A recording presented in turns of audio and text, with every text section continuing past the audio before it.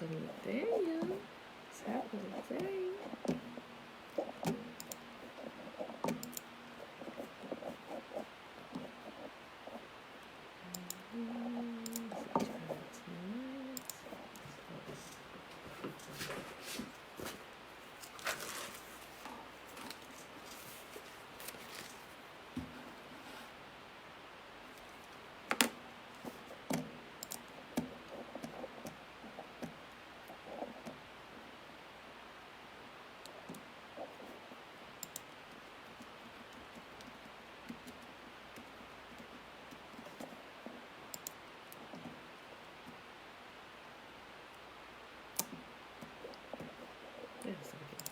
So, okay.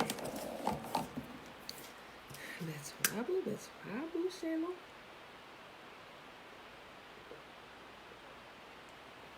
Great. Great rising, my lord. Okay, beautiful people.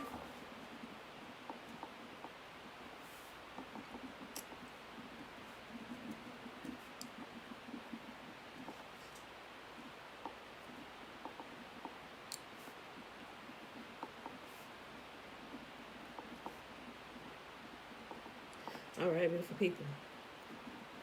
It is Tuesday, February the 2nd, 2021, day 67 of year 3 of reading through the books of the law and the prophets, and of the 3-year consecutive day count, day 736. All right, y'all. So I'm already running a few minutes behind today, so let's go ahead and start off here with the show so we can get through numbers.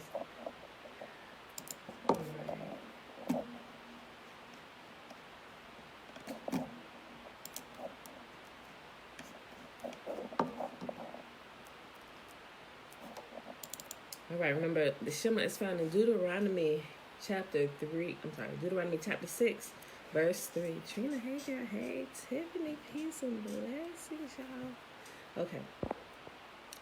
Hear, therefore, O Israel, and observe to do it, that it may be well with you, and that you may increase mightily, as Yahuwah, the God of our fathers, has promised us, in the land that flows with milk and honey. Hear, O Israel, Yahuwah, our God, remember, he's one God. And you shall love Yahuwah your God with all your heart, with all your soul, and with all your might. And these words which I command you this day shall be in your heart. And you shall teach them diligently unto your children. And you shall talk of them when you sit in your house, and when you walk by the way, and when you lie down, and when you rise up. And you shall bind them for a sign upon your hand, and they shall be as frontlets between your eyes. And you shall write them upon the posts of your house and on your gates. And Yahuwah commanded us to do all these statutes, to fear Yahuwah our God, for our good always, that he might preserve us alive, as it is at this day. And it shall be our righteousness if we observe to do these commandments before Yahuwah our God, as he has commanded us. Okay, let's do this here.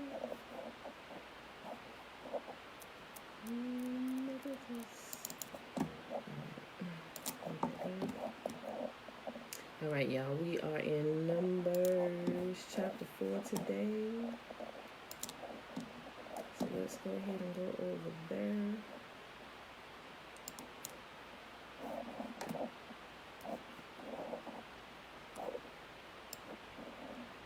Okay. Shalom, shalom. Shalom, shalom, mother. Shalom, Rebecca. Good morning. Okay. Miss Belinda Brown. Okay. All right, y'all. Numbers chapter 4. Then Yahuwah said to Moses and Aaron, record the names of the members of the clans and families of the Kohathite division of the tribe of Levi. List all the men between the ages of 30 and 50 who are eligible to serve in the tabernacle. The duties of the Kohathites at the tabernacle will relate to the most sacred objects. When the camp moves, Aaron and his sons must enter into the tabernacle first to take down the inner curtain and cover the Ark of the Covenant with it. Then they must cover the inner curtains with fine goatskin leather and spread over that a single piece of blue cloth.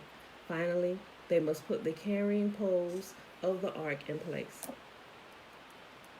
Next, they must spread a blue cloth over the table where the bread of the presence is displayed, and on the cloth they will place the bowls, ladles, jars, pitchers, and the special bread.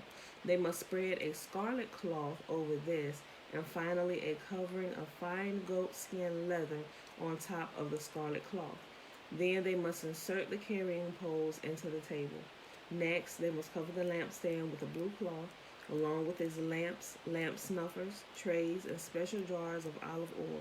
They must cover the lampstand and its accessories with fine goatskin leather and place the bundle on a carrying frame.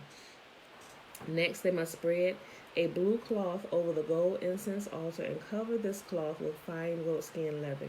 Then they must attach the carrying poles to the altar. They must take all the remaining furnishings of the sanctuary and wrap them in a blue cloth, cover them with fine goatskin leather, and place them on the carrying frame. They must remove the ashes from the altar for sacrifices and cover the altar with a purple cloth. All the altar utensils, fire pans, meat forks, shovels, basins, and all the containers must be placed on the cloth, and a covering of fine goatskin leather must be spread over them. Finally, they must put the carrying poles in place. The camp will be ready to move when Aaron and his sons have finished covering the sanctuary and all the sacred articles. The Kohathites will come and carry these things to the next destination, but they must not touch the sacred objects or they will die. So these are the things from the tabernacle that the Kohathites must carry. Eleazar, the son of Aaron the priest, will be responsible for the oil of the lampstand, the fragrant incense, the daily grain offering, and the anointing oil. In fact, Eleazar will be responsible for the entire tabernacle and everything in it, including the sanctuary and its furnishings. Then Yahuwah said to Moses, "Do not let the Kohathite clans be destroyed from among the Levites. This is what you must do, so they will live and not die when they approach the most sacred objects. Aaron and his sons must always go in with them and assign a specific duty or load to each person. The Kohathites must never enter the sanctuary to look at the sacred objects for even a moment, or they will die." And Yahuwah said to Moses, "Record the names of the members of the clans and families of the Gershonite division of the tribe of Levi. List all the men between the ages of 30 and 50 who are eligible to serve in the tabernacle. These Gershonite clans will be responsible for general service and carrying loads. They must carry the curtains of the tabernacle itself with its coverings, the outer coverings of fine goatskin leather, and the curtain for the tabernacle entrance. They are also to carry the curtains for the courtyard walls that surround the tabernacle and altar, the curtain across the courtyard entrance, the ropes, and all the equipment related to their use. The Gershonites are responsible for these items. Aaron and his sons will direct the Gershonites regarding all their duties, whether it involves moving the equipment or doing other work. They must assign the Gershonites responsibility for the loads they are to carry. So these are the duties assigned to the Gershonite clans at the tabernacle. They will be directly responsible to Ithamar, the son of the priest. Now record the names of the members of the clans and the families of the Merarite division of the tribe of Levi. List all the men between the ages of 30 and 50 who are eligible to serve in the tabernacle. So these are the ages. Yahuwah makes a point to always bring out the ages, those who serve, right? The men who, as they begin to be counted, it starts at age 20 on up, right? You can serve in war, you can help. Age 20, that's when you become responsible. And I think growing up, I guess in church lingo, it would be called the age of responsibility, right? Age 20. So you got some knucklehead teenagers, 18, 19 years old. Be patient with them. Yahuwah calls them to account at age 20. Okay, but if you're going to serve in the presence of the Most Holy, you need a little bit more maturity on you. So you can only serve in the tabernacle if you of Levi between the ages of 30 and the ages of 50, right? Anything over 50, you can become like a lay person. You help around, help around the house, But if you're over age 50, okay, your time is done. Go ahead and sit down, brother. Thank you for your service, And I think that should also, that should carry along as well, I think, into the government. Like, even if you look at like the American government, everybody over the age of 50, y'all gotta be done. Y'all gotta go. That's y'all gotta go. That's old blood, and y'all doing the most damage up in there. Okay. A little low. Uh-oh. I don't know, Trina. It's all the way up over here. That might be your phone. Check your phone. Okay. I'm sorry. Let's just kind of move y'all over here. I don't know. Maybe that might work. Okay. So Moses, Aaron, and the other leaders of the community listed the members of the Kohathite division by their clans and families. The list included all the men between 30 and 50 years of age who were eligible for service in the tabernacle, and the total number came to 2,750. So this was a total of all those from the Kohathite clans who were eligible to serve at the tabernacle. Moses and Aaron listed them just as Yahuwah had commanded through Moses. And I think, like, if you got a church too, clearly, if y'all over 50, y'all just go ahead and sit to the side. I think even the deacons board, all of them is clearly over the age of 50. But it shouldn't be that way, people. If you're going to have a church, set it up right. Okay. The Gershonite division was also listed by its clans and families. The list included all the men between 30 and 50 years of age who were eligible for service in the tabernacle. Betuabo, TT. And the total number came to 2,630. So this was a total of all those from the Gershonite clans who were eligible to serve at the tabernacle. Moses and Aaron listed them just as Yahuwah had commanded. The Merarite division was also listed by its clans and families. The list included all the men between 30 and 50 years of age who were eligible for service in the tabernacle. And the total number came to 3,200. So this was a total of all those from the Merarite clans who were eligible for service. Moses and Aaron listed them just as Yahuwah had commanded through Moses. So Moses, Aaron, and the leaders of Israel listed all the Levites by their clans and families, all men between 30 and 50 years of age who were eligible for service in the tabernacle and for its transportation, numbered 8,580. When their names were recorded as Yahuwah had commanded through Moses, each man was assigned his task and told what to carry. And so the registration was complete, just as Yahuwah had commanded Moses.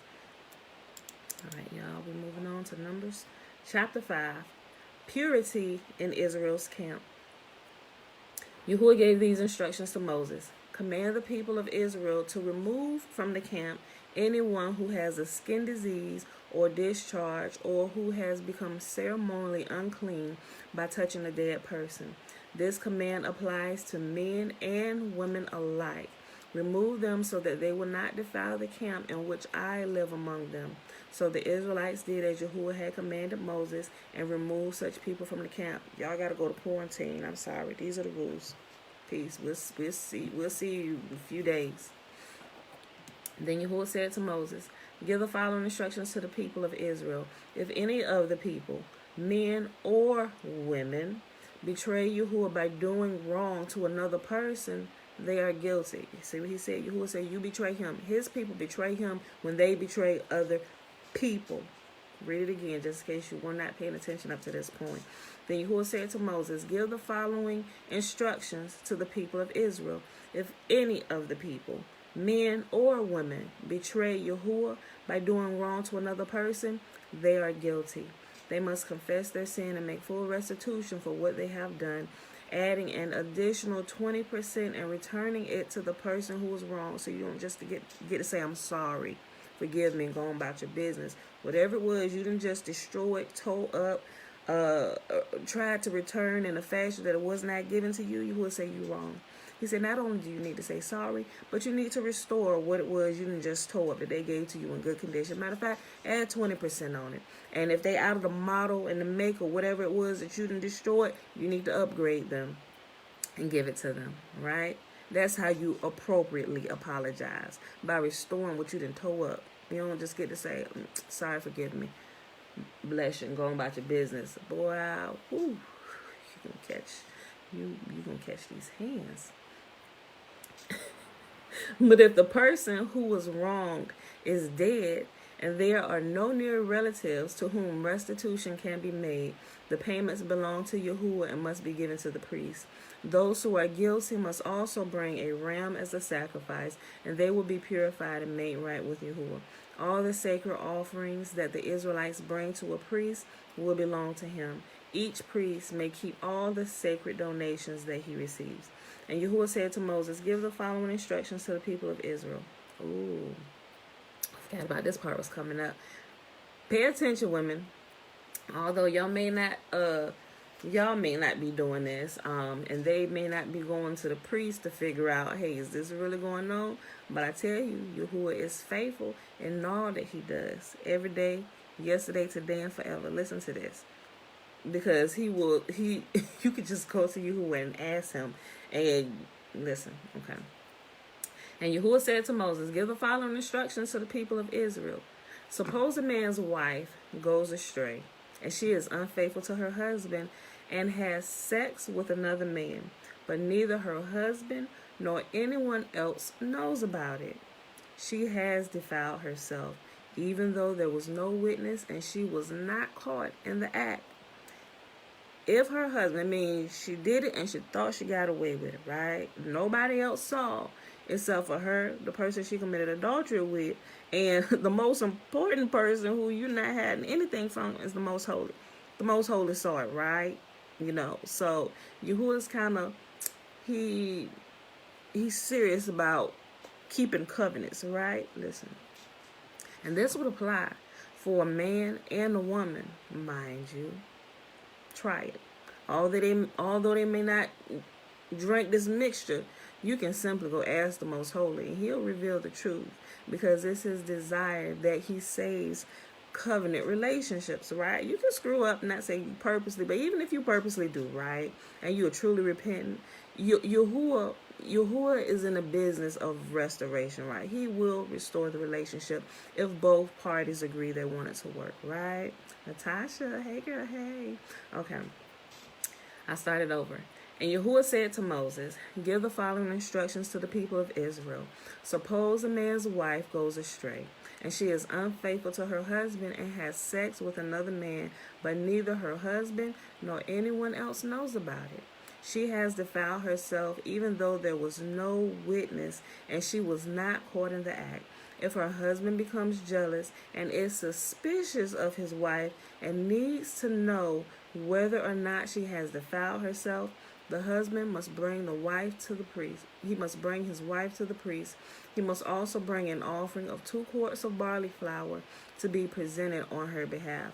Do not mix it with olive oil or frankincense, because it is a jealous offering. It is a jealousy offering, an offering to prove whether or not she is guilty. Then the priest will present her to stand trial before Yahuwah. He must take some holy water in a clay jar and pour it into the dust he has taken from the tabernacle floor. When the priest has presented the woman before Yahuwah, he must unbind her hair and place in her hands the offering of proof, the jealousy offering, to determine whether her husband's suspicions are justified. Now, you know this ain't going to work unless Yahuwah himself is behind all this, right? I'm glad to see you safe, Natasha. The priest will then put the woman under oath and say to her, if no other man has had sex with you, and you have not gone astray and defiled yourself while under your husband's authority, may you be immune from the effects of this bitter water that brings on the curse. But if you have gone astray by being unfaithful to your husband and have defiled yourself by having sex with another man, At this point, the priest must put the woman under oath by saying, "May the people know that Yahuwah's curse is upon you when he makes you infertile, causing your womb to shrivel and your abdomen to swell. Now may this water that brings the curse into your body and cause your abdomen to swell and your womb to shrivel." And the woman will be required to say, "Yes, let it be so." And the priest will write these curses on a piece of leather and wash them off into bitter water. He will make the woman drink the bitter water that brings on the curse. When the water enters her body, it will cause bitter suffering if she is guilty. The priest will take the jealousy offering from the woman's hand, lift it up before Yahuwah, and carry it to the altar. He will take a handful of flour as a token portion and burn it on the altar, and he will require the woman to drink the water. If she has defiled herself by being unfaithful to her husband, the water that brings on a curse will cause bitter suffering. Her abdomen will swell, and her womb will shrink, and her name will become a curse among her people. But if she have not defiled herself and is pure, she will be unharmed and will be still able to have children. This is the ritual law for dealing with suspicion. If a woman goes astray and defiles herself while under her husband's authority, or if a man becomes jealous and is suspicious that his wife has been unfaithful, the husband must present his wife before Yahuwah, and the priest will apply this entire ritual law to her. The husband will be innocent of any guilt in this manner, but his wife will be held accountable for her sin. Now, I have seen this happen to where although there wasn't a priest available and there wasn't a dredge to drink, right? A simple prayer would suffice to the Most Holy, right? Like you can pray, like if you're really, and I've seen it happen with both parties, whether the wife thinks the husband is guilty or whether the wife thinks the husband is guilty. You know, and in some versions, I believe it's the KJV, it says it will cause her thigh to rot, right? You're going to be stanking, right? But I've, from some personal things shared with me, right? It has happened to where if, it's crazy, y'all.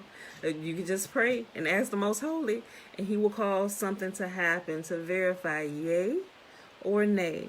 Like I've seen it happen. Well, one party, after prayers prayed, one party will get hemorrhoids in their buttocks. I'm like, what? What happened now? What? You know, and it's something to happen in that area where, like, if a prayer is prayed, like something will happen in that area if that person is guilty, right?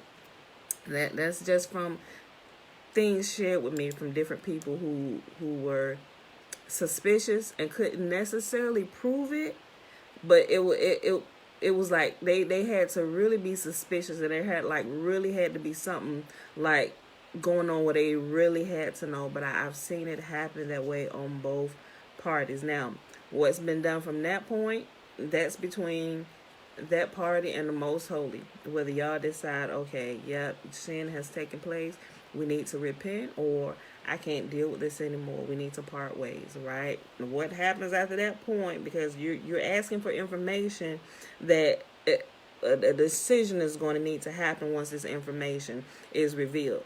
Now, if you're not good at taking information and good at taking truth, you know, I don't know what to tell you.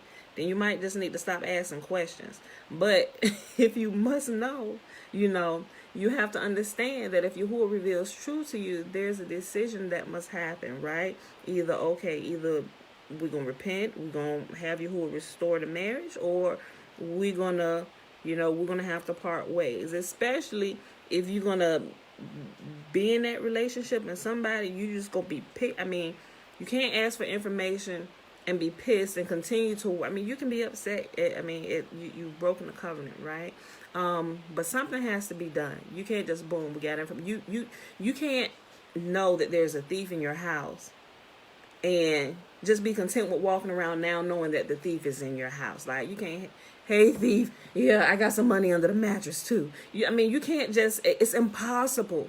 to be the same without dealing with the issue, right? The issue must be dealt with, right? So if you bring in the most holy to help you, and he reveals to you that yes, this is true. Like, I mean, something clearly happens with that person, with that area, right? It's crazy. It's crazy, right? I'm like, what happened now? So, but I mean, a decision must be made, right? Like I say, you just can't continue to walk along. The problem must be, it must be dealt with in one form or another, right? Okay. Last chapter for today, Numbers chapter 6. And guys, here is where the blessing comes from. It's the last few verses of this chapter, but remember how I always say the first 21 verses is the Nazarite vow? Well, I know I've read it before too, and I've given you a quick summation sometimes, but now we're going to fully read through the Nazarite vow. Okay. Then Yahuwah said to Moses, give the following instructions to the people of Israel. If any other people, either men or women, take the special vow of a Nazarite, setting themselves apart to Yahuwah in a special way, they must give up wine and other alcoholic drinks. They must not use vinegar made from wine or from other alcoholic drinks. They must not drink fresh grape juice, and they must not eat grapes or raisins. As long as they are bound by their Nazarite vow, they are not allowed to eat or drink anything that comes from the grapevine, not even grape seeds or skins. And I will also say grape seed oil if you cook with it, right? Shalom, Michael. They must never cut their hair through the time of their vow, for they are holy and set apart to Yahuwah. Until the time of their vow has been fulfilled, they must let their hair grow long. They must not go near a dead body during the entire period of their vow to Yahuwah. Even if the dead person is their own father, mother, brother, or sister, they must not defile themselves, for the hair on their head is the symbol of their separation to Yahuwah. This is a requirement as long as they are set apart to Yahuwah. If someone falls dead beside them, the hair they have dedicated will be defiled. They must wait for 7 days and then shave their heads. Then they will be cleansed from their defilement. On the 8th day, they must bring 2 turtle doves or 2 young pigeons to present to the priest at the entrance of the tabernacle. The priest will offer one of the birds for a sin offering and the other for a burnt offering. In this way, he will purify them. In this way, he will purify them from the guilt they incurred through contact with the dead body. Then they must reaffirm their commitment and let their hair begin to grow again. The days of their vow that were completed before their defilement no longer count. They must rededicate themselves to Yahuwah as a Nazarite for the full term of their vow. They must each bring a 1-year-old lamb for a guilt offering. So say you decided to set yourself apart for 7 years. Halfway through your vow, or let's just say 3 years into your vow, like, boom, somebody passes, right? And you have been defiled. You know what happens? You got to start all over. Yahuwah said those days no longer count because you have been defiled. You got to start it all over. Start afresh. Cut it off. Let's begin again, right? And we need to pray that nobody passes this time through this vow, especially because you made such a long one, right? And I look at it like this: if bless the Most Holy, He'll keep that which belongs to us, right? He said, "I keep those who keep my commands."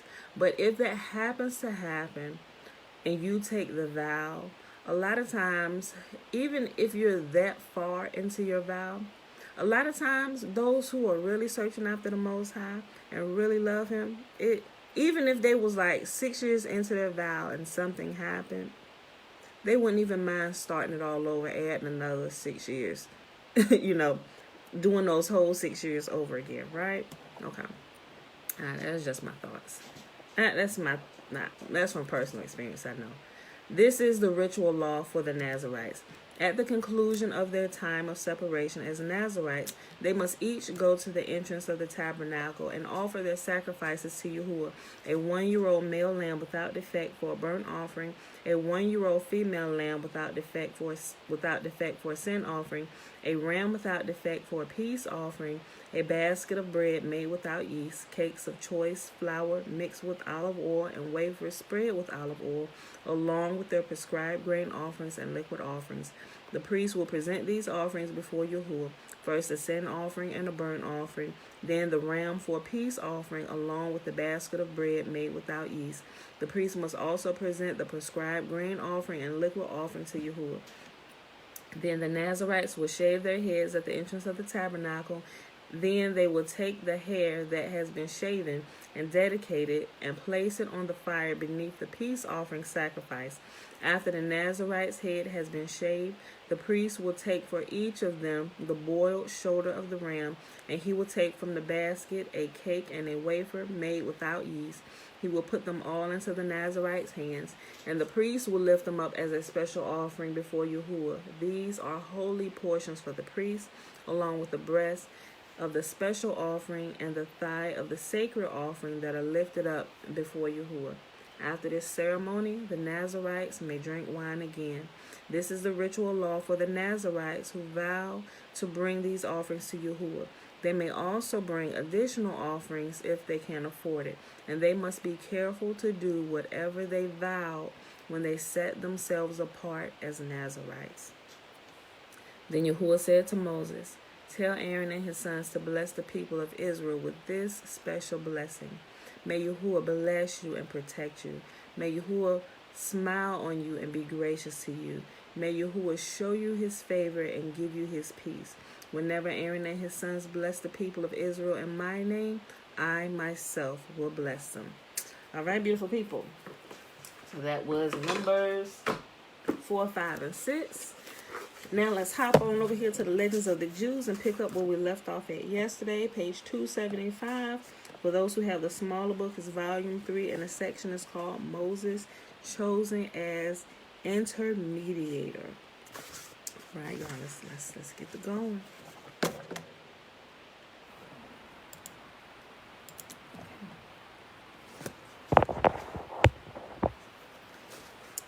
Joanne, shalom, shalom. Okay. After Israel had heard the 10 Commandments, they supposed that Yahuwah would on this occasion reveal to them all the rest of the Torah. But the awful vision on Mount Sinai, where they heard the visible and saw the audible, the privilege was granted them that even the slave women among them saw more than the greatest prophet of later times. This vision has so exhausted them that they would surely have perished had they heard another word from Yahuwah. They therefore went to Moses and implored him to be the intermediator between them and Yahuwah. Yahuwah found their wish right, so that he not only employed Moses as his intermediator, but he determined in all future times to send prophets to Israel as messengers of his words, right? So that's why we have the prophets. We didn't originally have them because Yahuwah would be speaking to us himself, right? So, because of all this, and they died, and he had to resurrect all of them. He said, see, this is why. The flesh can't take my magnificence. So this is why we're going to use Moses, right? And the people say, oh, Moses, you go talk to him. We love him. Oh, he is the most holy. But when we hear his voice, we die. We don't want to do that anymore. We want to stay alive for as long as we can. So you go talk to him, seeing that you can go like in and out of his presence, right? Like Moses was kept safe. Like, didn't it dawn on them that this could happen? You just gotta do what Moses did to be able to get what Moses got, right? That's self-explanatory. Yahuwah found their wish right, so that he not only employed Moses as his intermediator, but determined in all future times to send prophets to Israel as messengers of his words. Turning to Moses, Yahuwah said, all they have spoken is good. If it were possible, I would even now dismiss the angel of death. But death against humanity has already been decreed by me. Hence, it must remain. Go, say unto them, return to your tents, but stay thou with me. And these words Yahuwah indicated to Israel that they might again enter upon conjugal relations from which they had abstained from throughout 3 days, while Moses should forever have to deny himself of all earthly indulgences. There's not a lot of people that even want to think about doing that, right? People, they like to please this too much, right? Moses, we can't do what you do. You just gonna hate and speak for us. We gonna let us know what you get, bro. I'm just like, Moses, in his great wisdom, knew how, in a few words, to calm the great excitement of the myriads of men, saying to them, Yahuwah gave you the Torah and wrought marvels for you, in order, through this and through the observances of the laws which he imposed upon you, to distinguish you before all the other nations on the earth. Consider how that whereas up to this time ye have been ignorant, and your ignorance served as your excuse, now you know exactly what to do and what not to do. Until now, you did not know that the righteous are to be rewarded and the godless to be punished in the future world, but now you know it. But as long as you will have a feeling of shame, you will not lightly commit sins. Hereupon the people withdrew 12 miles from Mount Sinai, while Moses stepped quite close before Yahuwah.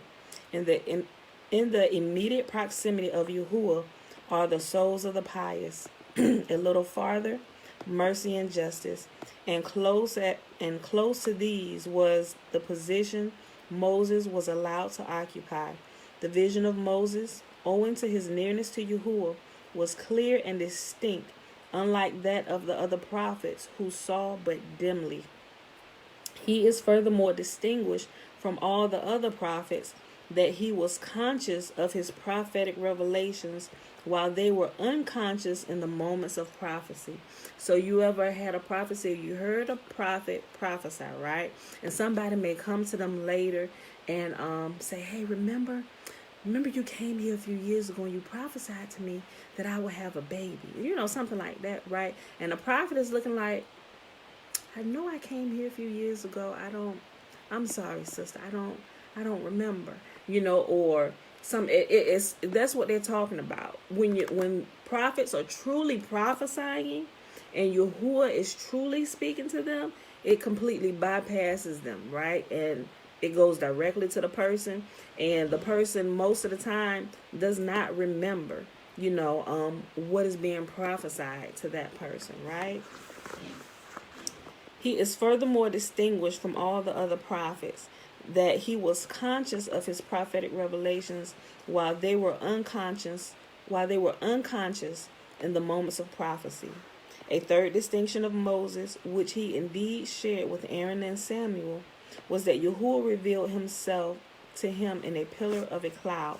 In spite of these great marks of favor to Moses, the people still perceived the difference between the first two commandments, which they heard directly from Yahuwah, and those that they learned through Moses' intercession. But when they heard the words, I am the eternal, thy Lord, the understanding of the Torah became deep-rooted in their hearts, so that they never forgot what they thus learned. But they sometimes forgot the things Moses taught, for as a man is a being of flesh and blood, and hence ephemeral, so are his teachings ephemeral. They hereupon came to Moses, saying, Oh, if he would only reveal himself once more. Oh, that once more he would kiss us with the kisses of his mouth. Oh, that the understanding of the Torah might remain firm in our hearts as before. Moses answered, It is no longer possible now, but it will come to pass in the future world when he will put his law in their inward parts and write them in their hearts. Oh, boom. And that's how we know, guys, this also is another source of contention, but you read it all through scripture, right? You hear about people teaching what Yahuwah says this new covenant is, right? From the church, you hear something totally separate from what Yahuwah says his new covenant would be, right? They teach you something else. I'm not going to get into it, but if you hear, you know what it is. But if we go back to what Yahuwah has said that the new covenant would be, we would need to stop. We would need to pause and think about it. Okay, so Yahuwah said the new covenant was going to be this, but y'all are teaching us that the new covenant is this. It doesn't line up. Who do we believe? We always believe the authority, right? Let's go back to the principle of first mention. And who first mentioned it? Yahuwah first mentioned it, right? It's his law. He said this is what's going to happen. And if you don't know what it says, let me just sum it up for you real quick. And then when we get off here, you can go and check through the books of the prophets and see Yahuwah saying this. You can find it. Just Google. Matter of fact, Google, I will put my law in their inward parts. That's what you can Google, right? And it'll take you right to the couple. If it comes up in Google, when it comes up in Google, it'll give you the couple of places where it's listed. So this is what Yahuwah said his new covenant would be, right? He said, y'all gonna get the same covenant, the same thing that your ancestors got. Not one thing from it is going to disappear. You're going to get the same exact covenant. The only thing different is, this time, I'm not going to give it to you on 2 tablets. This time, I'm going to inscribe it on your hearts so you can remember it, right? You're never going to forget it. And you're going to love it. And you're going to love me. And I'm going to be your God. And you're going to be my people, right? That's what he said it is. That's what he always said it was. That's what it always will be. Go check that out. Verify it. You hear anything else? It's a lie, right? And so we know that this right here, by us returning to him, is beginning the process. We're beginning to return to what he said alone. And we're beginning to keep these commands. And we're beginning to love them. And they're becoming a part of us, right? Okay. Oh, that once more he would kiss us with the kisses of his mouth. Oh, that understanding of the Torah might remain firm in our hearts as before. Moses answered, it is no longer possible now, but it will come to pass in the future world when he will put his law in their inward parts and write it in their hearts. Israel had no other reason for regretting the choice of an intermediator between themselves and Yahuwah. When they heard the second commandment, thou shalt have no strange gods beside me, the evil impulse was torn from out of their hearts. But as soon as they requested Moses to intercede for them, the evil impulse set in once more in its old place. In vain, however, did they plead with Moses to restore the former direct communication between them and with Yahuwah, so that the evil impulse might be taken from them. For he said, it is no longer possible now, but in the future world, he will take it out of your flesh. He will take out of your flesh the stony heart. Although Israel had now heard only the first 2 commandments directly from Yahuwah, still the divine apparition had an enormous influence upon this generation. Never in the course of their lives was any physical impurity heard among them, nor did any vermin succeed in infesting their bodies. And when they died, their corpses remained free from worms and insects. Let's go to the next section. Moses and the angels strive for the Torah. The day on which Yahuwah revealed himself on Mount Sinai was twice as long as ordinary days. For on that day the sun did not set, a miracle that was 4 times more repeated for Moses' sake. When this long day had drawn to its close, Moses ascended the holy mountain, where he spent a week to rid himself of all mortal impurity, so that he might betake himself to Yahuwah into heaven. At the end of his preparations, Yahuwah called him to come to him. Then a cloud appeared and lay down before him, but he knew not whether to ride upon it or merely to hold fast to it. Then suddenly the mouth of the cloud flew open. He entered into it and walked into the firmament as a man walks about on the earth. Then he met, it's like a transportation portal. I'm like, oh, Father, can you do that? Like, Moses was gone like 40 days, but I can't be gone like 40. I mean, I guess I could be gone 40 days. You could cause time to stand still, but I got all these kids, husband. He can get suspicious. Like if I'm gone, he gonna think I done ran out and did something. I wouldn't want that. Okay, so can we do this like at night while everybody's asleep? You just take me to heaven during the nighttime hours. We can chat all night. You can restore me, give me all the strength I'm gonna need, so I can just wake right up and go on about my day. Like, can we do like these same things, but just kind of like take me at night? But then maybe not every night because, I'm married, but, we got to work something out. I don't know, right? Seriously, I be having these type of conversations. I really do. I don't know about y'all, but I really do. I be thinking about some of these things. I was like, oh, snap. So when Moses went up on the mountain, he wasn't literally just sitting up there on the mountain. It was covered from everybody else, but there was a portal that transported him to heaven. He went on up. All right, Moses sitting up there on the mountain. He doing his prayer and stuff. But all this time, Moses like, all right, let's go. And so he was transporting all this time. He was in heaven. I'm like, oh, snap. Ugh, yes, okay, all right. Then suddenly the mouth of the cloud flew open, and he entered into it and walked about in the firmament as a man walks about on the earth. Then he met Kemuel, the porter, the angel who is in charge of 12,000 angels of destructions who are posted at the portals of the firmament. He spoke harshly to Moses, saying, "What dost thou here, son of Amram, on this spot belonging to the angels of fire?" Moses answered, "Not of my own impulse do I come here, but with the permission of the Holy One, to receive the Torah and bear it down to Israel." As Kemuel did not want to let him pass, Moses struck him and destroyed him out of the world, whereupon he went on his way until the angel Hadarniel came along. This angel is 60 myriads of parasangs taller than his fellows, and at every word that passes out of his mouth issue 12,000 fiery lightning flashes.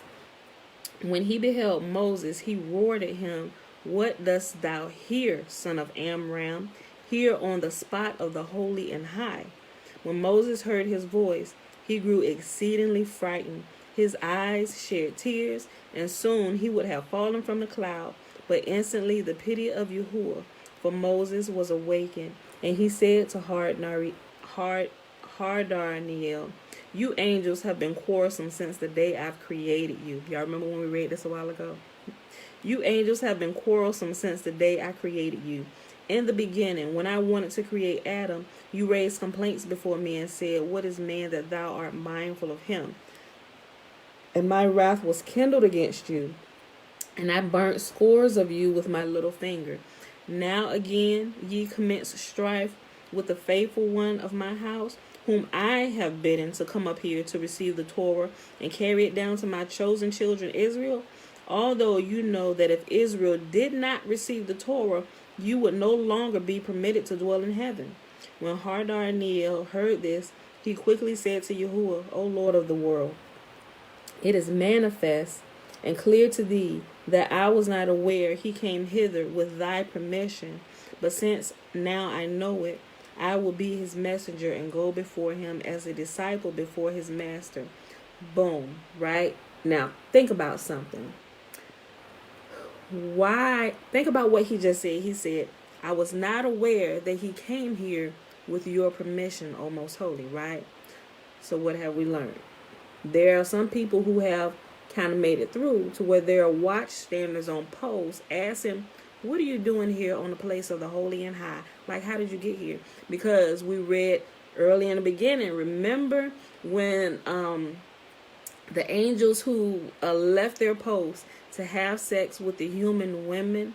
Remember, one of the human women, we heard the story, one of the human women, well, when the angel wanted to have sex with her, she was like, "Well, teach me the ineffable name of the Most Holy," right? And so as soon as he taught her the name, well, she said, "You teach me the name of the Most Holy, you give me what I want, I'll give you what you want."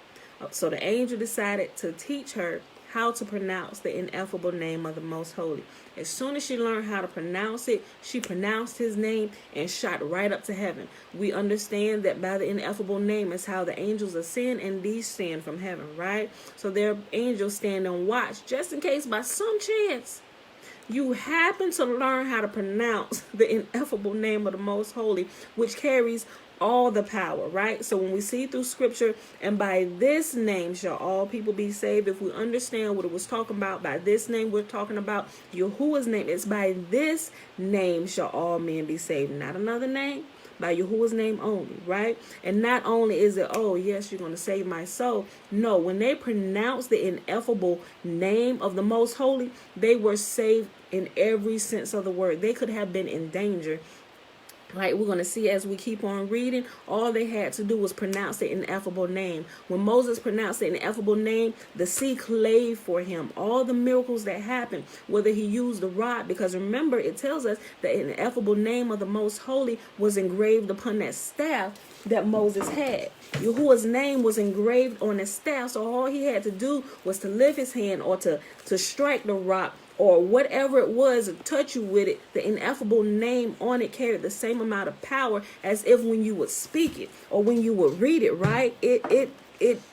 It's that much power. If your life is in danger, that much power. By speaking that name, it grabs the attention of all of heaven directed to you, and it saves you out of whatever situation you are currently in. You could be dangling. Matter of fact, somebody was dangling from a tree.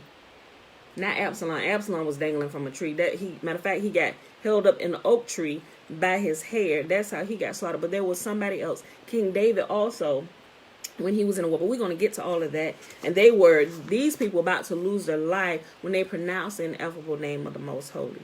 Right? So this name is powerful. So when we hear that, when we understand this, y'all got to think about this, because Yahuwah is going to restore all of this to us, right? In the time to come, he's going to restore to us his ineffable name, right? He ain't just going to give it to people that's going to use it willy-nilly, right? Like, I think you got to go through this. I don't know. You got to be proven, because you just can't give something precious to vagabonds. Otherwise, they're going to misuse it. Like, there are people that use like dark magic and stuff, like, and they know the ineffable name of the Most Holy. And Yahuwah has purposes for everything and all that I don't quite understand, right? So even some of them using it for evil purposes or whatever, and I'm sure they don't get all the power simply because the intents of their heart, and Yahuwah is directly behind everything. They use it in the way that literally it eventually ends up taking their life, right? When it was meant to give us life, those who misuse it, it takes their life, right? Okay. I just wanted to say that. Okay. But we're going to see that. Okay. In the beginning, when I wanted to create Adam, you raised complaint before me and said, what is man that thou art mindful of him? And my wrath was kindled against you, and I burnt scores of you with my little finger.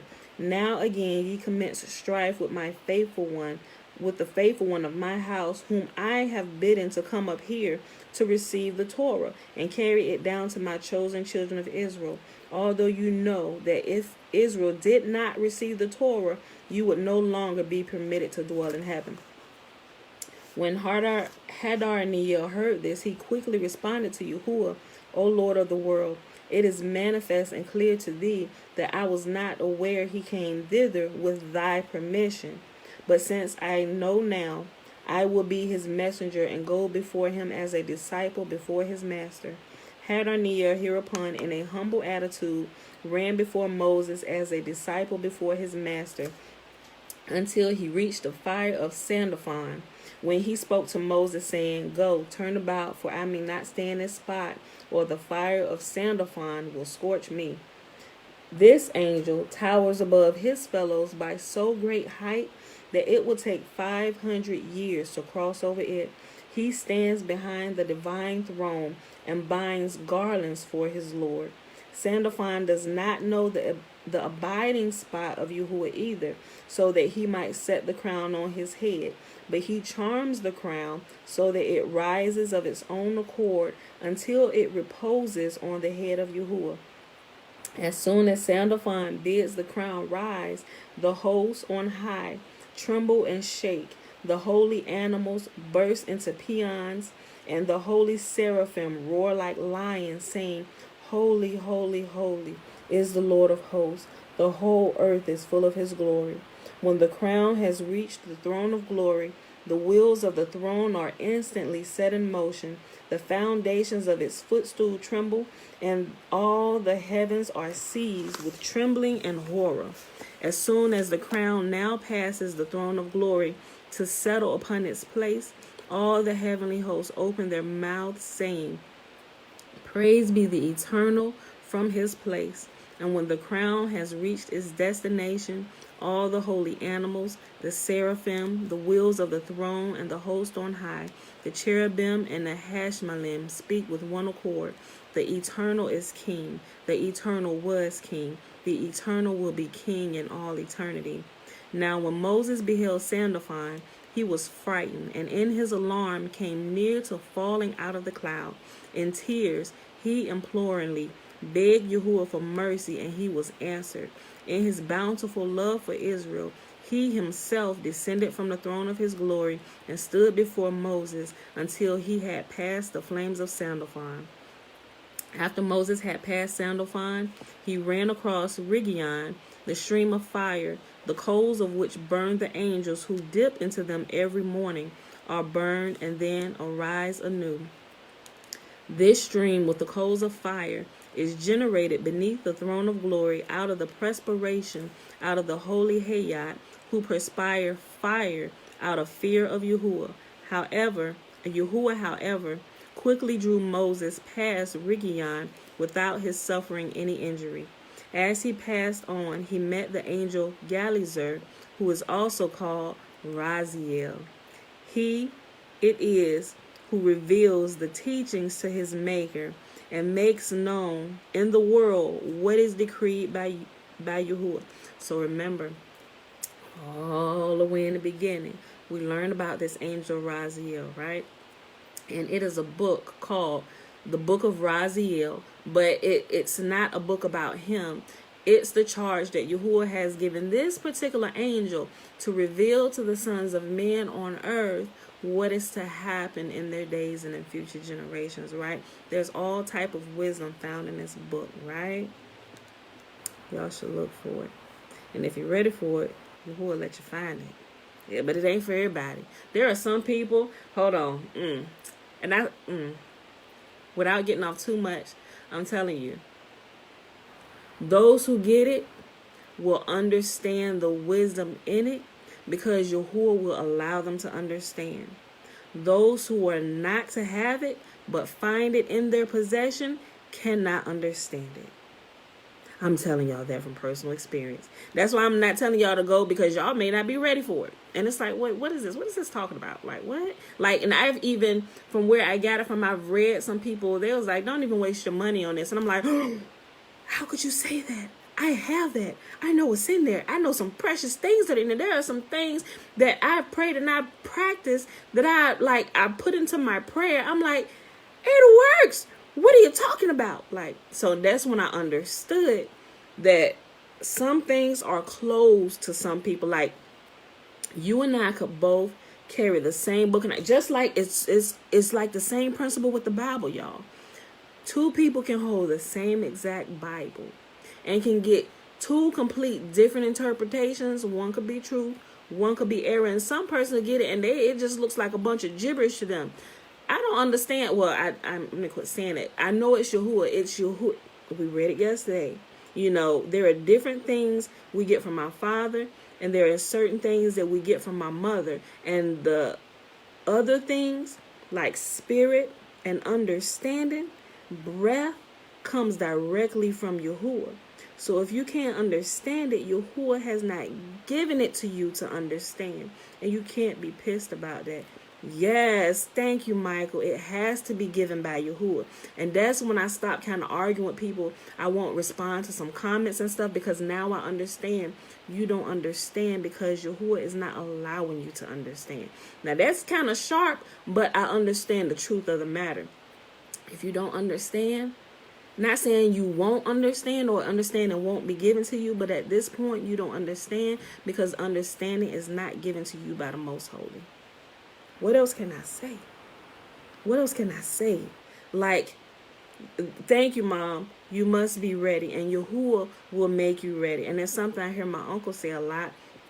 When a student is ready, the teacher will appear, right? So when you are ready for something, what you are ready for begins to appear before you. When the student or when the pupil is ready, the teacher will appear, right? So understanding may come for you in future days. It really may. It really may, especially those who love the most holy, but you may not be ready for it yet. Have y'all, great interjection. Any of y'all that like Marvel movies, have y'all seen, I'm sure y'all have y'all watched the movie Doctor Strange? I love that movie. I love that movie. I'm going to use a good example, right? Listen. Okay, so I hope y'all get this analogy. Okay, so when the doctor, he went to Tibet and everything, and then he found the master. Found out the master, he was like, well, all this stuff, what are you talking about? All this stuff that we read in this in like the hospital store in the book or whatever, it's the same thing. He said, I read it, oh my gosh, it's slipping my tongue. But anyway, if y'all haven't seen it, go watch it and you'll get what I'm talking about. But anyway, she asked him, she said, well, you ever heard about this? He said, oh yeah, I see them little pamphlets, them books in the hospital, gift store. What are you talking about? That's a bunch of, it's just like, it's a book. Like, what are you talking about? And she just looked at him. And it was then that I understand, like, now that I understand this, I understand what was happening, right? Wisdom is laid everywhere, but if you're not ready for it, it looks like something coming to you, and you will pass by it. You won't get the understanding from it. You could have literally the wealth of the world sitting in a book or whatever it is, but if you're not ready for it, for one, you're not going to recognize it. Two, you're not going to understand it. Even if you picked it up by mistake or somebody gave it to you, you're going to flip through like, yeah, okay, and it's going to go sit on your shelf somewhere. You possibly may even give it away because you don't understand, because you're not ready for it. Yahuwah is the one who gives understanding, nobody else. Okay, so what happened was, there was the master teacher, right? So she had pupils. They was away. They was at this place, and they was trained and learning how to do different things, how to manipulate the elements. And then there was like white. They didn't say white magic, but they called it something else. And it's been a while. I'm getting the terms, but anyway, just for the sake of it, there was like good powers and bad powers, right? And so, but the teacher was teaching them that these things exist, right? They both exist, what we would deem good and what we would deem bad. But it's not good or bad in itself. It's the intent behind it when it's being used, because it's simply tools, right? It's like a pen, and that's the principle she was explaining, right? And that's what I understood, and that's what I understand now. So you have something. This pen was designed. This pen is neither good nor bad in itself, but it depends on who is the user of this pen. Now, I could pick up this pen and use it for what it was intended for. And I can write letters. And I can write beautiful love songs. I can even write apologies. I can draw beautiful pictures and do all these things. I can do some beautiful things with this pen. But let somebody with evil motives and evil intentions get a hold of this pen. Oh, you piss me off. Oh, I'm a kill you. It's the person who holds the tool and their intentions behind it that's either going to produce good in the world or they're going to produce bad in the world. And they can take that very same pen that I just had and change the world with. They can take it and they can destroy the world. They can create music and songs that are going to tear you down. They can write stories that are going to be indelibly imprinted on your mind that will never leave you, right? They could take that same thing and write disgusting movies and porn and stuff that defiles people. They can even take this same pen and they can stab somebody in the hand or in the heart. They can literally kill somebody physically, mentally, spiritually, in every sense of the fashion. They can take this same pen and they can destroy a person with this same thing that brought somebody life. They have now taken it and brought death into the world, right? It's according to your heart and your mind. So that was the principle that was being taught in the movie Doctor Strange, right? So she had students. There were some who they were set on posts, and they were set in different nations of the world through the different portals and stuff. And they were there to kind of like be guardians and protect the different tools or magic or whatever you want to call it. But there were also some vagabond students like, oh well, we want to be the master, and they're taking these same tools and now they're causing destruction to happen. They're using it and creating dark magic in the world, right? And so what happened was, towards the beginning when this happened, there was one of the students who didn't quite understand it, and they saw the master appear and saw the master use the dark magic in order to bring everything back into complete balance, where her students had taken the same dark magic and they caused chaos and everything was going out of control. And she showed up because she understood how to manipulate the elements, understanding that there are tools, but she had to use it to bring it all back into balance.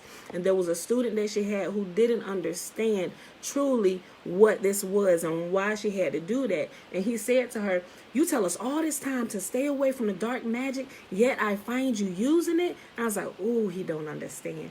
He didn't realize, and she had to explain to him that it's neither good nor bad. It's the person who's using it. Like you said, according to your mind and your heart, the intentions on what they wanted to take this and use this for. She said, but this is simply principles. I'm simply taking these elements and bringing them back into their proper place so balance can remain, so goodness can be here for all, right?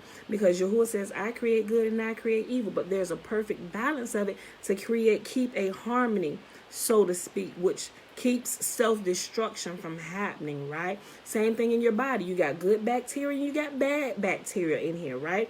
The bad bacteria is only found in a certain portion of our body in order to kind of keep the flora and all that stuff going on down like in the rectal system, but it's there. There's a perfect balance of it. If you get too much, it'll cause you to have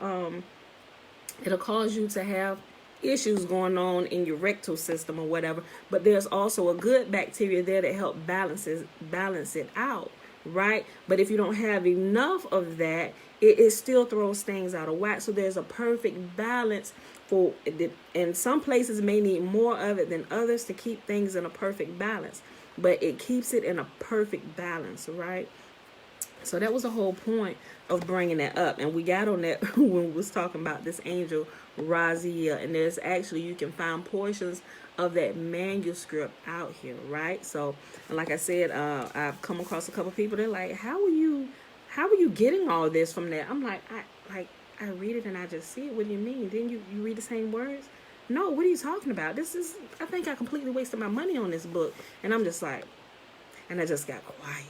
I'm like, ooh, it is the most holy who truly gives understanding. Okay, let me go back up. So that was enough of that, y'all. So, but if y'all haven't seen that, go watch that movie, Doctor Strange. You'll understand exactly what I'm talking about, because that principle is there. As he passed on, he met the angel Ginzberg, also called Raziel. He it is who reveals the teachings to his maker. He it is who reveals the teachings to his maker. And makes known in the world what is decreed by God. Excuse me.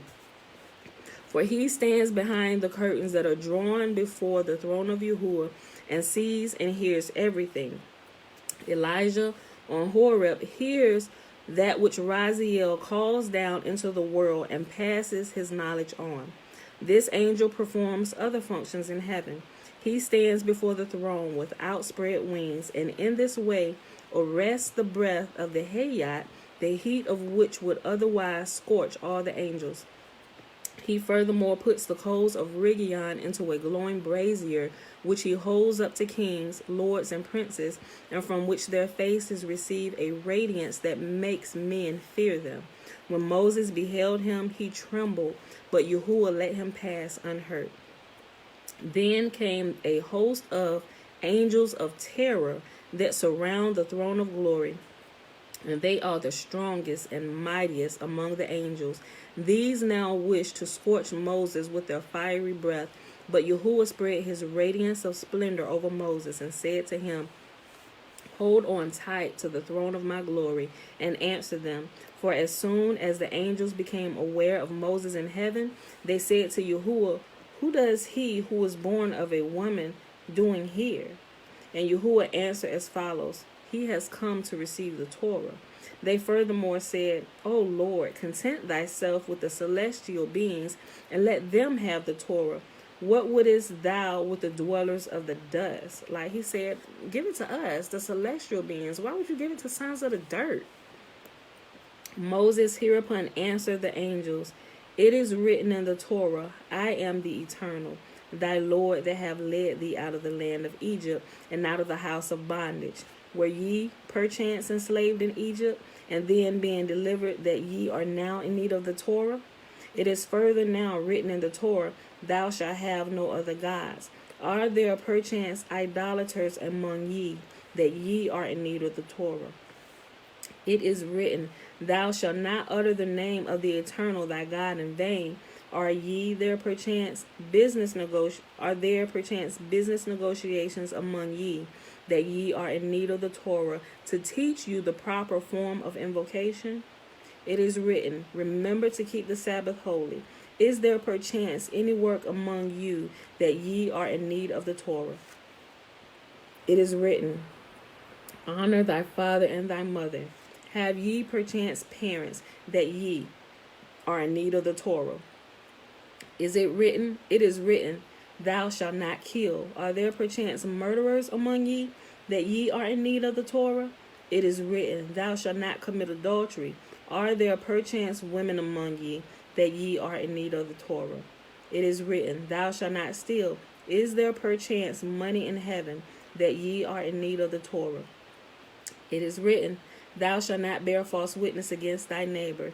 Is there perchance any false witness among ye, that ye are in need of the Torah? It is written, Covet not the house of thy neighbor. Are there perchance houses, fields, or vineyards among ye, that ye are in need of the Torah? The angels hereupon relinquished their opposition to the delivering of the Torah into the hands of Israel, and acknowledged that Yahuwah was right to reveal it to mankind, saying, Eternal, our Lord, how excellent is thy name in all the earth, who has set thy glory upon the heavens. Moses now stayed 40 days in heaven to learn the Torah from Yahuwah, but when he started to descend and beheld the host of the angels of terror, angels of trembling, angels of quaking, and angels of horror, then through his fear he forgot all he learned. For this reason, Yahuwah called the angel Yephiah, the prince of the Torah, who handed over to Moses the Torah, order in all things and sure. All the angels too became his friends, and each bestowed upon him a remedy, as well as the secret of the holy names, as they are contained in the Torah, and as they are applied. Even the angel of death gave him a remedy against death. The applications of the holy names, which the angels through Yephiah, the prince of the Torah, and Metatron, the prince of the face. Y'all remember who Metatron is, right? The prince of the face, the angel of the face. Who is that? That's none other than our great brother Enoch, whom Yahuwah took and translated him. Now, we read the entire book of Enoch and what happened, and Jasher gives you a little bit about what happened with Enoch before he was just taken. While West Canonized only give you about 2 sentences about him, who his parents were, and how he pleased the Most Holy so much that he just took him, right? But the book of Enoch and also the book of Remembrance, what else did we read, y'all? Something else gives you all the details, and even in here, it gives you a couple different sections about what actually happened during Enoch's days and what he did and how he ruled as king for a very long time before Yahuwah took him. Matter of fact, Enoch was in the habit of meeting with the Most Holy, like what was happening here with Moses. The same thing was happening with Enoch. He would spend time in Yahuwah's presence, and Yahuwah said, go back and teach the people. Teach them my words. Teach them. This is what was happening, right? So this is so cool. If you never read that, if you weren't here while we were reading it, y'all have to read it, right? Okay. All the other angels too became his friends, and each bestowed upon him a remedy, as well as the secret of the holy names, as they are contained in the Torah, and as they are applied. Even the angel of death gave him a remedy against high priest Eleazar, who passed them on to his son Phineas, also known as Elijah. And we're going to stop right there for today. I was about to say something else about that. Oh, listen. Maybe I shouldn't say it. Well, those who can't get it just won't get it, right? Okay, so I noticed, I think I will put it in here, and maybe in my other one. I've noticed over the years by learning different things, and at first when Yahuwah was waking me up, how you see the Jewish people, they talk about like this code that's like within the Torah. There truly is a code within the Torah, right? Now that I don't understand it fully, but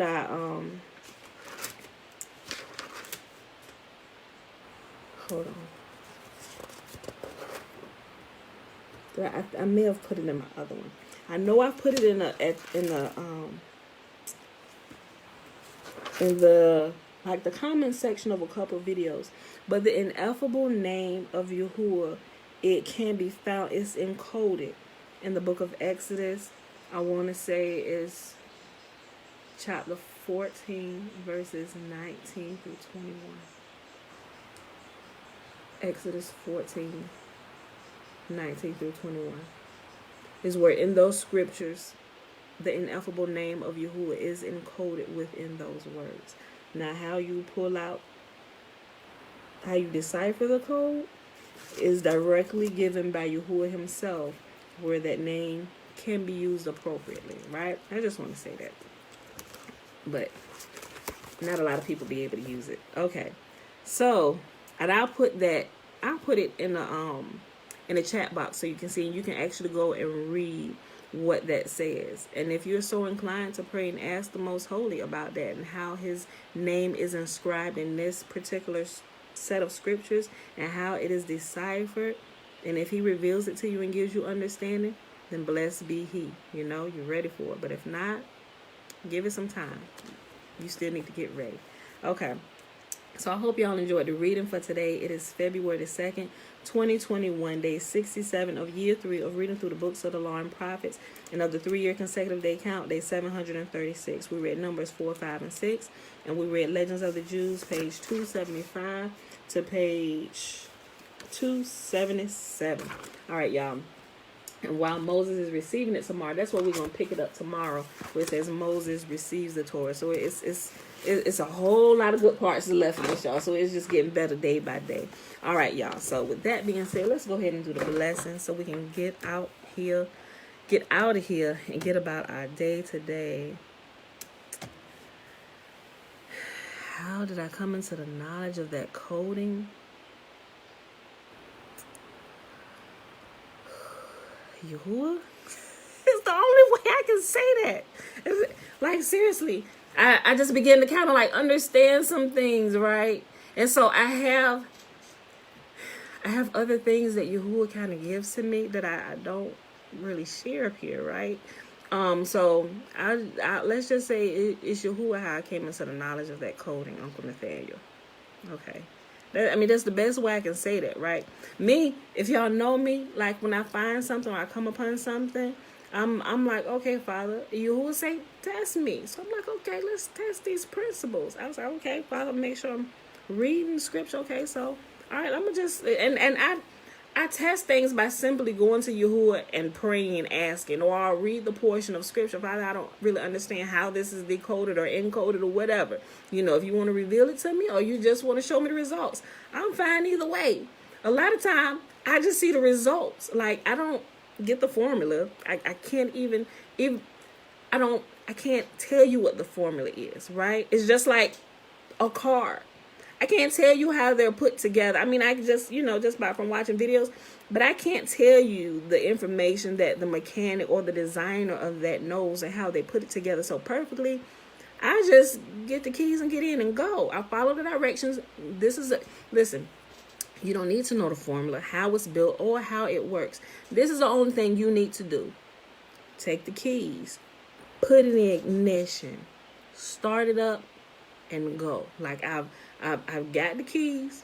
I've learned how to drive it. Now, I do know in order to maintain this, I just can't drive it forever. There are some things that I need to do personally. Like, I need to make sure I get proper maintenance on it. Need to make sure I need to get the oil changes, put gas in it, right? Those things in order to keep this principle that I'm driving and moving around in work in order and having it work for me the way it was designed to. I didn't need to know all the inner workings. That's how I look at it. I don't really need to know all the inner workings. Yahuwah can reveal it to me if he want to, but I'm just going to apply this with prayer. Okay, Father, if you want to reveal the details of how this works, the formula and stuff, you can. Not that I'm asking for it. I just want to know if it works. So I just need to see some results. So I'm like, and I'm cool with the results, but there are some things that I want the math on. I really do want the scientific math on some things. Like one thing that I really do, and that's something I stick with. Y'all hear me talk about all the time. The clock in the sky. I really truly want the details of how that works, right? That's something out of everything else. Just give me the formula to the formula that I need, not the formula for creation and design. Just give me the formula to work it appropriately. That's all I need for these. But for this, I want the instructions. Like, I want the scientific formula and I want to, I don't know, I'm drawn to that. It really interests me and it keeps my attention, where to other people sound like blah blah blah blah blah blah blah blah blah blah blah. What you say, girl? I'll meet you down the street. Okay, all right. You done with all that? It's just like how the genealogies and the numerology sounds to people. And thus begat so-and-so, and thus begat so-and-so, and thus begat so-and-so, and thus begat so-and-so. Ooh, and she had a lion that came down the street. It's like that. People get lost. Most people are not. I meet you when the story pick back up, right? So that's the only way I can say how I came into the knowledge of the coding, right? Now I don't know the like I said, the inner workings of how that scripture works and how his name is encoded in there. I kind of sort of understand how it is. Okay, so in the Bible, like whatever language is translated into English, right? But if you go back to the original Hebrew and you understand how the Hebrew works and how it's read in the opposite direction, and how, like, I could get into some of those details on how it's encoded in there, to where you'd be able to actually pull the name out of this, but it's strategically hidden in here. Perfect. Listen, we grew up doing this, so I know this principle to be true. Listen, I don't know how it works, but I know it works. If we, like my mom taught us this, we grew up knowing the principles, but not really understanding this is what we were using. If we feel like, if we felt like a demon spirit or something was released in the house, or something crazy is happening in the house, or, oh my gosh, I think I just saw a black figure in the corner or something, or whatever, what mama say do? Bust out that anointing oil and read the 91st Psalm. That's what we doing. So we grew up doing that. But what I began to notice is like, and even though I don't necessarily use the anointing oil so much, but I understand there's something about the 91st Psalm that drives away fear and darkness. Whatever is encoded in that Psalm, even when you read it in the English language, it radiates in the atmosphere. I can't exactly tell you how, but there's something encoded where it's been, even though it's been translated to English, it still works. It still works. Also, when I used to here's another one. People who have problems sleeping. You pick up the Bible and you read it. You may not pick it up because you got a problem with sleeping. Maybe it's like, oh, I probably need to read the Bible more. But when you read it, you tend to fall asleep, right? There's a piece encoded and the words that you can't see, but it's there, if that makes sense, y'all. Yeah, the peace of Yah that transcends all understanding. We may not be able to see the formula, but if we would just use it, just pick up the keys, get in the car and go, it works. It does what it was designed to do. The maker of this has designed it so much that we don't even need to really understand how it works. This is all I need you to. I've made this foolproof for you. All you got to do, everything. I set everything in motion already, and it's gonna stay in place. Here's all you need to do. Just take the key, get it in, and go. You only may need to put gas in to make sure you get proper maintenance. But if you do these things, my laws will hold up, right? It's like the Torah. Do these things. If you do these things, my laws will hold up. Like he keeps those who keeps his commands. It's the same principle all the way through it. Like if we don't worship other gods and only worship him, we continue to see that goodness in our lives and in our family, right? And he is sickness, all these things Yahuwah said he will keep from among us, and he will keep us fertile and everything. You see what I'm saying? It's like the same principle. It's like when you see it, you can't unsee it, and then you can see it everywhere. So, but just to answer your question, I know I just gave you a whole bunch, and you just asked me one simple question: how did you come into the knowledge of that coding? I'm just going to say Yahuwah. And through my experiences and things he takes me through, like Yahuwah will use, because I can see him in everything, he can show me himself in everything. Like even on my kids and even the movie, just how I used the analogy in the movie in Doctor Strange and different experiences going through my life, I tend to be able now to start seeing principles and laws working behind them. Even like we talked about the other day, the airplane, it's overriding principles that have been set in motion. Why? Because you know of a higher principle that will supersede this principle, that if you violate this principle will kill you. Right? You cannot violate the law of gravity. What goes up must come down. And if you go up high enough and if you hit the ground hard enough, you will die. Right?